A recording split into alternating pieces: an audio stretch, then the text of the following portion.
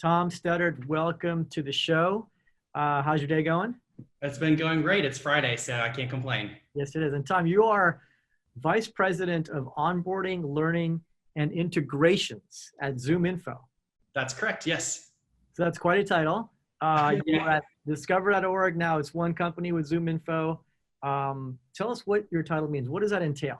Yeah, it's a bunch of words to really just describe that I oversee the onboarding experience and the onboarding program for our customers that come into ZoomInfo, but I also oversee our ongoing learning and training program. So while certainly most customers would identify training as an essential part of onboarding, we also continue training efforts throughout the entire life cycle that a customer has. So it's more than just onboarding, but certainly that's a major focus of my time in my area.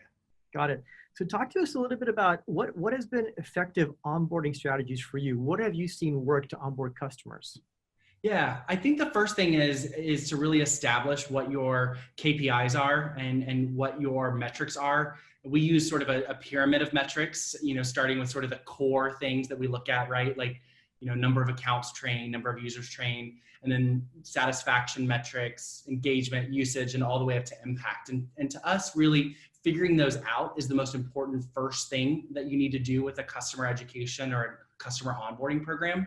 Mm-hmm. And then from there, designing things that make sense, right? And so for us, our customer onboarding has been really a personalized experience. We have over 17,000 customers, but at the end of the day, we want to make sure that we're treating each customer as if they might be our only customer. And so our onboarding experience, our training experience, our implementation experience, all which roll up to me, we treat each customer with a white glove, no matter their spend level. We want to make sure that they are onboarded and brought into the ZoomInfo family of customers in a way that is perfect for them. So everything is customized based on their business challenges and what they want. And then we do personal live sessions with our customers, but then we also provide a lot of resources. So it's not just a one and done type situation, which I think is really important, particularly if the logo or the customer has a lot of users. We have on-demand resources. We have an online university where we provide ongoing education efforts. We have a certification program. So even though those are sort of outside of the wheelhouse of onboarding, we sort of bucket all those together because onboarding doesn't just end at the day 30. Onboarding can continue on beyond that based on a customer's needs, a customer's desires, or if the customer changes their particular business challenge or goals while using ZoomInfo. Thank you for that. Yeah, so 17,000 customers. How do you effectively do one-to-one onboarding, white glove service, as you said, at scale? It sounds like it's an impossible task. Yeah, so we've set up very specific SLAs for our onboarding team. We have we're lucky that we have a good amount of resources. So I have a specific team that project manages onboarding, and then I have a specific team that does the training, a specific team that does the implementation. And so because we have those various resources, rather than just sort of a one person that handles everything, we're able to bring in really solid experts and move our new customers through that onboarding process. So where a lot of folks think of onboarding as a training, we think of it as really an ongoing process during those first few weeks that a customer is brought on board. And so, let's say we have, X number of new customers that we bring on in a month. We make sure that our project management team, our onboarding team, is immediately contacting those customers to get them scheduled, set up, ready to go. And then we're lucky enough that we have a decent headcount on the onboarding and training teams to really make that happen. We feel that if a customer is going to invest in us, then we need to invest right back in them and set them up for success. If we don't, then what's the purpose of bringing them on to begin with? 100%. Yeah, I couldn't agree more. Onboarding is so critical.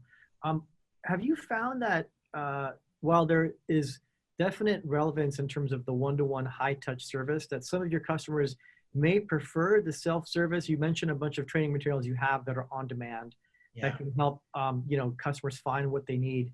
But is there sort of a balance there between personal touch customization versus here's sort of an automated flow to get you started? Yeah, I mean, I live in a YouTube generation. I'm a little bit older than the YouTube generation, but certainly a lot of our customers, they have grown up in sort of the microwave society, the ability to sort of have it at their fingertips. Right. And so when I first came into this role, one of the things that I wanted to make sure that we did was have those sort of YouTube moments where somebody can quickly log in, whether it's to our university or to our knowledge center, and be able to watch a 30-second video on how to do something. I think of it as like, when I need to change a tire, I go to YouTube to figure out how to do that. I never really learned how to do it. And similarly for our customers, they might not necessarily learn it in a formal training, but they need to learn it in an on-demand way. They go into our platform, they don't know how to do something that they need to do, they can quickly access a 30-second video that will show them step-by-step how to do it. So we've taken advantage of sort of the multimedia approach to not just provide self-service, but to provide ongoing service. I think when customers invest in ZoomInfo, it's important for us to offer a personalized service. If a customer doesn't want that, then it's important for us to offer the self-service as well. And so we have that through our university program. Got it. So there's a combination if needed. Customers have an option, but the one-to-one touch is definitely working for you guys. Yeah, it is. It's funny. I'm asked a lot, why don't you charge for training? And particularly when I bring on vendors myself, right? One of the things that I'm allergic to is paying for training. And part of it is because if you're going to have a customer base and then you don't train them how to use your platform and you don't provide them those resources, then you're shooting yourself in the foot to begin with. And so, all the research says onboarding is critical to the success of a customer, and we take that to heart. Like, we want to make sure that that service is personalized and customized to each customer, because we want to keep them as customers. It's much easier for us to keep a customer than it is to find a new one. For sure. You mentioned impact as being a measurement with your customers as you onboard them. Tell us a little bit more about what you mean by impact. Yeah, that's a great question. So I will admit I'm a quantitative guy. Everything that I do is really numbers driven. And when I first started in this position, I thought, how am I going to quantify sort of onboarding and training? And so what we did is we look at the impact of our training on usage. And usage of our platform, right? Usage of ZoomInfo. And so we measure all the different types of trainings that we offer, whether it's on demand or live or private or public or virtual or whatever the case may be, on site when we can go on site to a customer in sort of non-COVID-19 times. And we measure all of that and sort of the impact of those particular types of training on whether or not a customer is using our platform more or less based on those different types of things. So that's the impact that I'm talking about is are we able to quantify the ROI of training? If I'm going to ask for additional headcount, if I'm going to ask for additional resources on my team, I need to make sure that I'm showing that the impact to our customers is really high. And so we worked with our business intelligence team to actually run reports that shows, if a customer is not trained versus a customer who is trained, and then breaking that down even further of the type of training that they went through. And everything that we do shows that, customers are almost 50%, have a 50% higher usage in their first 4 months if they go through one of our training programs or one of our onboarding programs than if they don't. And so that's where I'm able to sort of say the impact of what we do is important for not only our company, but for our customers. Yeah, I love the data-driven approach when it comes to onboarding and training your customers. It makes a lot of sense as you measure that in terms of impact. So thank you for explaining that. Tell us a little bit about when you're doing the analysis and being metrics-driven and sort of having that quantitative mindset. When you identify about when you're doing the analysis on through the program where the numbers are not quite where you need them or expect them to be, how do you sort of reprimand situations like that? What are some scenarios where you've identified a customer who you onboarded and trained and the impact wasn't as high as maybe you thought? How do you sort of fix problems like that? Yeah, that's a great question. And one that I'm not sure has like the perfect answer to it, right? There's a lot of sort of A/B testing that goes on with that. Part of it is really understanding your customer and understanding not just your customer base, but each individual customer. Mm-hmm. And so what we typically find is when training or onboarding hasn't worked well, it's because we haven't done our due diligence in figuring out what the customer is really wanting to get out of their relationship with ZoomInfo, or perhaps the customer has changed their need for ZoomInfo, and we haven't had that conversation with them. And so what we've done is when we see usage decline, when we see a bump in the road, for lack of a better term, that's when we deploy our account team resources. Each one of our customers has not just an onboarding manager, they have a training manager, they have a customer success manager, they have an account manager, they have customer support, and it's sort of the shower them with customer experience love to figure out what's going on so that we can diagnose the issue quickly. Our customer success team, which I don't manage, but I work very closely with we're under the same umbrella of customer experience. They do usage check-ins on a constant basis with our customers, and they sort of color code them for us to know, okay, what's the impact of what we're doing? And if we're seeing sort of a dip, that means it's time for, to use sort of a educational term, that means it's time for an intervention. We've got to figure out what are we gonna do to resolve that. And each customer is different. Sometimes it means going back to the drawing board of the joint success strategy that we've developed. Sometimes it means starting all over. Sometimes it means that they got a new VP of sales and we need to sort of recalibrate the relationship. Sure. Yeah, makes sense. We didn't cover what ZoomInfo does. I think many people obviously know what ZoomInfo does, but for those that don't, please give us a quick overview for what does ZoomInfo do? Yeah, so ZoomInfo is a leading go-to-market intelligence platform. So we get you the data on your next customer. So if you are a customer of ZoomInfo, you can figure out everything from who you want to target to who's out there to target. We provide buying and buying signals on your next customer so that you can reach out to them. So everything from having direct dial phone numbers to verified email addresses to buying signals, all at your fingertips. And then you're able to pull that in through integrations into your CRM or your marketing automation tool, run campaigns, arm your salespeople to quote unquote hit their number. That's sort of our tagline. Got it. Yeah, thank you for that. Yeah. You mentioned COVID-19. We are still living in the pandemic. How has COVID affected your role and the business in general? Yeah, I mean, what a challenge that we're all facing, right? Like, I think back to March, which sometimes I think was yesterday and sometimes I think was 5 years ago, when we were all working in our offices, and then suddenly it was like, the snap of fingers and life is completely different. Yes. And, on the one hand, ZoomInfo is lucky. Because of the type of service that we provide, we've been able to really be there for our customers, which means that our employees have been able to relocate to home and be successful and continue maintaining our business. Mm-hmm. But what I've seen really, particularly on my side of the house, which of course is more of the educational and onboarding side, is a thirst for more educational opportunities.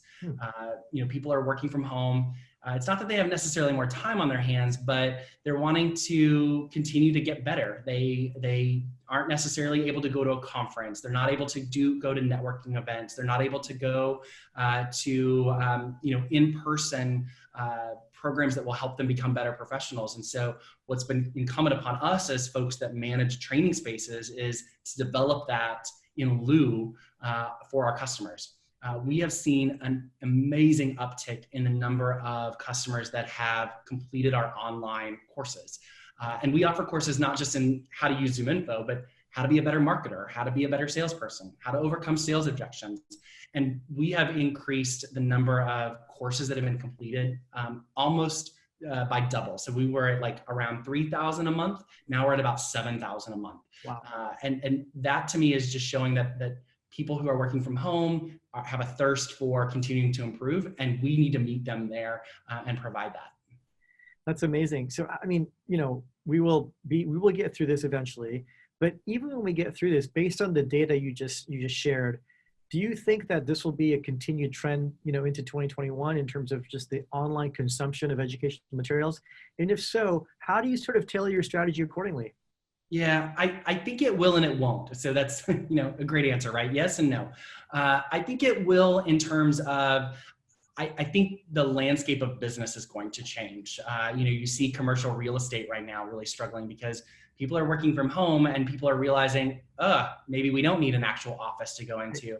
And so I do think that on the one hand, we're going to have that, and we're going to continue to need to provide that to folks that are either displaced or work from home or whatever the case may be. However, what I do see happening is, since we now know that there's really a thirst for educational opportunities, we need to pivot when we get back to quote unquote normal, whatever that looks like, and be able to provide that in roadshows, be able to provide that in mini user conferences. And so many times I've been invited to a user conference and it's this massive event, 3,000 people go. What I want to be able to do next is, okay, let's go to XYZ company and let's do a user roadshow there.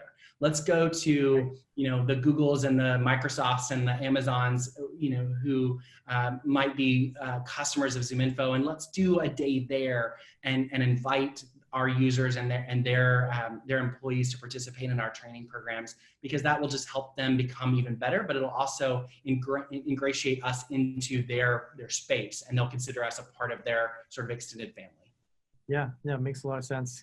What is the most challenging part of your job, Tom? Oh, goodness gracious. Well, you mentioned it when you mentioned my title, and I oversee onboarding, learning, and integrations. And so that's 3 different departments. So probably the biggest challenge is balancing all the needs of those various areas, making sure that they're all working in lockstep with one another. The thing that I love most about my job is the relationships that my team gets to build. We are sort of an intersection department, right? We work with product marketing, we work with customer marketing, we work with the product management team, the engineering team, the customer support team. And so that's the part that I love most about my job, is that I get to build all of these relationships, but it also requires a lot of energy, right? So, there's some challenges in sort of maintaining that, particularly when you're at home now.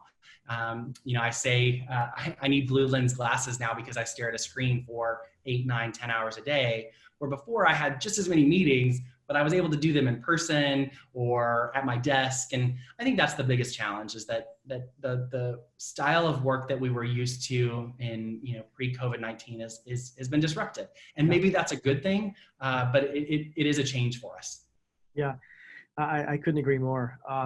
So let me ask you a question. What advice would you give a company that's not quite the size of ZoomInfo, that does not have the disposal of resources and different teams that you have?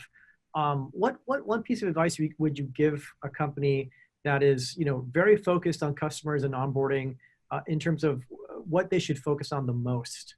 Yeah, that's a great question. And interestingly enough, I started at what was then Discover.org about 5 years ago, and I was employee number 150. And so, I've watched it grow to the size that we are now. But when I started at Discover.org, which is to sort of answer your question, we had to start somewhere. And the first thing we did was figure out how we would get to know who our customers were. It was simple for us, or a simple solution, I guess, for lack of a better term. We surveyed them as a part of their onboarding process. And I'm not even really sure we called it onboarding at that point. It was just sort of like post-sales, right? And we surveyed them. We literally gave them a survey to fill out to figure out who they were, because then that allowed us to create content. It allowed us to create collateral that could help them. I will say that I was lucky enough, and I think if you can invest in some sort of technology that can help you deliver learning programs. Our CEO believed in the fact that we needed an online university. We started small. We had a small contract with a learning management system, nothing like what we have today, but enough that we could have people sign up for trainings and people register on their own for trainings and provide them that on-demand collateral and on-demand resources. And it was a small operation. There were only 4 of us at the time, but it was sort of the definition of grit. I think about Angela Duckworth's book all the time, Grit, and that's what we were, 5-6 years ago, and quite frankly, still that today. But to start off small, just think about what's the most important. Think about understanding your customers and being able to deliver it, whether that's in a live version like this, or whether that's in providing them, gifts or quick videos or walkthroughs or whatever the case may be. I look back to 5 years ago when we had videos that were produced by me. Like, I literally starred in videos, and they were awful because I was producing them on my iPhone. But that was okay, because at the end of the day, that still helped our customer get what they needed to get. Right, it still worked. That's Yep, great exactly. advice. Yeah, start small, stay focused, get to know your customers. And even if it's as simple as a survey, that's going to actually provide some insights and a roadmap on how you're going to actually effectively onboard your customers. Yeah, that's right. Yeah. Great advice, Tom. Thank you for that. Let me switch gears and ask you, Tom, what is your superpower? Oh my goodness. So I think my superpower is really being able to balance a gazillion competing priorities. I have a background in higher education, and as you can imagine, like, lots of people sort of knock higher education for being slow, but when you're working in the trenches with students, you sort of have to be able to go really quickly from one crisis to another. If you imagine working with college freshmen. And so I have a really unique ability to sort of balance a variety of things and not let the balls drop. Sometimes it means I'm working till 10 o'clock at night, especially since I moved to the East Coast and our headquarters are on the West Coast. But it's also what I enjoy the most. I remember when I interviewed for a job, 100 years ago, it feels like, and I remember saying very clearly, like, if you want somebody to come in and maintain the status quo, don't hire me, because I like to shift and change things up, and I like to have a lot of different things going on at once so that we can improve what we're doing for whoever we're serving. At that point, it was college students. Now it's our ZoomInfo customers. Okay. You said balance in what you just mentioned. So let me ask you, do you have any daily habits or rituals that keeps you balanced or productive or in the flow? Yeah, absolutely. So for me, the biggest thing is exercise. And I am lucky enough to live in a place where the gym is open for reservations only. So I'm able to do that. I'm a swimmer. I swam in college, and the pool lanes are by reservation only. So I feel safe going to the gym if I'm going to the pool. Plus I'm swimming in chlorine. So I always feel like there's an extra layer of protection there. But I do that 4 days a week. That is not only for exercise, but it's also a mental thing for me. I'm able to sort of check out of everything else that's happening in the world and focus on the laps that I'm swimming. So that's the biggest one. But the other piece is like developing a routine. Now that I'm at home, it can be very easy to sort of turn the TV on, sit over at the couch, work.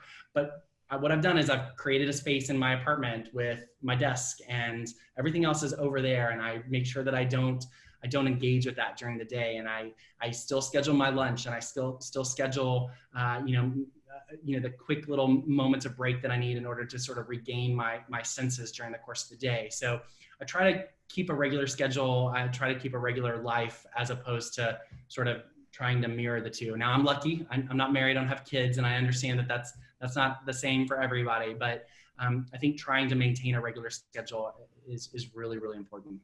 Yeah, I couldn't agree more. Exercise is so important, and having that routine, that daily routine, even if it's a morning routine, can be super helpful just to stay focused and productive. Yeah. You mentioned you just moved to the East Coast. You're originally a West Coast person. I think you went to school in Southern California. How has the transplant to the East Coast been for you? Well, of interest, like, I moved from the Portland, Oregon area, and of course, all of my colleagues right now are dealing with smoke and fires, and so there's a part of me that feels a little guilty that I'm not there, because I know that I've got colleagues that are really struggling right now. But at the end of the day, moving to the East Coast has always been something that I've wanted to do. ZoomInfo is lucky enough to have an office in the Bethesda, Maryland area, just outside of DC. I was a history major in college, so DC is a phenomenal town for me. I love coming to visit here because I love the exploration. And as soon as COVID-19 is over, I plan on doing even more of that. I'm still adjusting to humidity. I'm not used to that as much as I was when I lived on the West Coast. And I am adjusting to sort of the hours of operation. A lot of my team is still on the West Coast, which means that I'm working a lot later hours, but it's fine. Like I love it. I'm enjoying it for sure. That's great. That's great. Yeah, the fires are kind of burning out of control in California and Oregon now. So it's actually good you're not here. The air quality is not so great right now. Yeah, that's what I've heard. My heart goes out to everybody on the West Coast right now. Tom, that's all the questions I have for you. Thank you so much for your time. Is there anything else you'd like to share with us before we sign off? No, but well, yeah, I would say that always excited for folks to connect with me. You can find me on LinkedIn or you can email me. It's very simple. It's tom.studdert@zoominfo.com. Whether you're a customer or not, I'm always happy to talk through sort of how we do things and best practices in the education and onboarding space. Awesome, Tom. Thank you so much for your time. It's been a pleasure speaking with you. Yeah, you as well. Thank you so much for having me. All right, see you later. Bye-bye.